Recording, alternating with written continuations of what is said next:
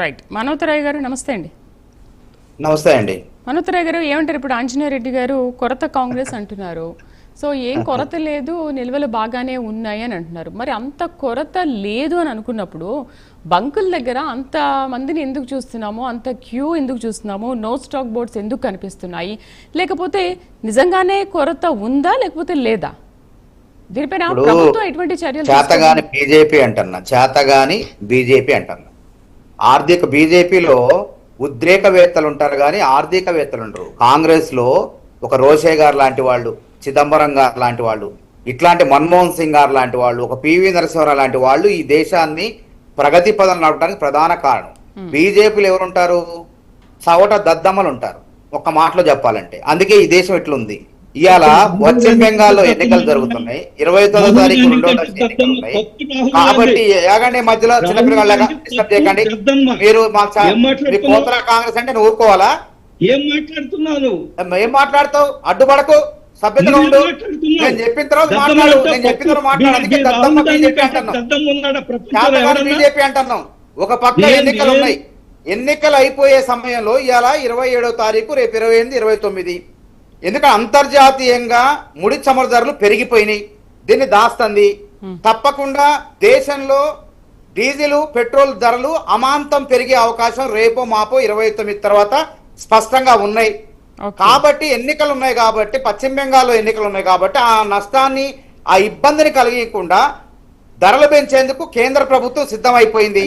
అందుకే చెప్తున్నారు మనోతరాయ్ గారు, రేట్లు పెరుగుతాయి ఖచ్చితంగా మీరు ఎలా చెప్తున్నారు? అర్థమవుతుంది కదా. ఇవాళ ఎందుకు ఇన్ని రోజులు లేని కొరత ఇవాళ హైదరాబాద్ లో నాకు లేదంటున్నారు. తార్నాక రాండి, మా యూనివర్సిటీ దగ్గర బీపీసీఎల్ పెట్రోల్ బంక్ ఉంది. నేను ఇవాళ గంట సేపు క్యూలో ఉండి నేను కూడా డీజిల్ కొట్టించుకున్నా నా కార్లు. గంట సేపు క్యూలో ఉండి, లేకపోతే భయపడి అందరు కూడా క్యూలో ఉండి కొట్టించుకుంటున్నారు. కళ్ళ ముందు కనపడుతుంది, మీ వీడియోలో కనపడుతుంది. ప్రైమ్ 9 వీడియోలో చూపించట్లేదా మీరు? అయినా ఇంకా కింద పడ్డా కానీ మాదే పై చేయని చెప్తున్నారు. ఇంతకన్నా దారుణం దిగజారు రాజకీయం ఉంటుందండి. వీళ్ళ ఉద్దేశం ఏంటంటే ఇక వీళ్ళు రేట్లు పెంచుతారని చెప్పేసి అంతర్జాతీయంగా సరఫరా సంస్థలు కూడా ఏదైతే ముడి చమురు గ్యాస్ కానీ వీళ్ళంతా కూడా ఏంటంటే వాళ్ళు బ్లాక్ చేస్తున్నారు. ఒకవేళ ధరలు పెంచితే ఆ నిల్వల్ని మళ్ళా బయటికి తెప్పించేసి అధిక ధరలకు అమ్ముకునేటువంటి ప్రయత్నాలు చేస్తున్నారు. దీన్ని బీజేపీ ప్రోత్సహిస్తుందని చెప్పి విశ్లేషకులు చెప్తున్నారు, నిపుణులు చెప్తున్నారు. నేను చెప్పిన మాట కాదు అది. కాబట్టి చేసేదంతా చేసుకుంటా చేత కాకుండా ఇలా దేశాన్ని 250 కోట్ల అప్పు చేశారు. 250 లక్షల కోట్ల అప్పు కాంగ్రెస్ మీ చేతిలో పెట్టేటప్పుడు 40 లక్షల కోట్ల అప్పు. ఎందుకంటే మేధావులు, ఆర్థికవేత్తలు ఉన్నారు. మీ దాంట్లో ఎవరు ఉన్నారు? ఉద్రేకాలు రెచ్చగొట్టడం, అధికారంలో రావటం. ఉద్రేకవేత్తలతో దేశం ముందుకు పోదు. ఇలా అంతర్జాతీయంగా డాలర్ పత్రం అయిపోయింది. ధరలు పెరుగుతున్నాయి. ఇలా నిత్యావసర ధరలు పెరుగుతున్నాయి. ఇలా హోటళ్ల దగ్గర నుంచి ప్రతి వస్తువు దగ్గర, ఇడ్లీ దగ్గర నుంచి బిర్యానీ దగ్గర నిత్యావసర సరుకులు అన్ని ధరలు పెరుగుతున్నాయి. పెరుగుతుంటే మొద్దు నిద్రపోతున్నారు. ఎందుకు జరుగుతుంది? ఆలోచన చేశారా మీరు? ఇలా ఆలోచన చేయకుండా అధికారంలో లేని కాంగ్రెస్ మీద కోతల కాంగ్రెస్ అని ఇష్టం వచ్చినట్టు నిట్టూర్పులు నిందలేయడం ఎంతవరకు సబబు? మీరు చేసేది ఏందో తెలుసుకోండి ఫస్ట్.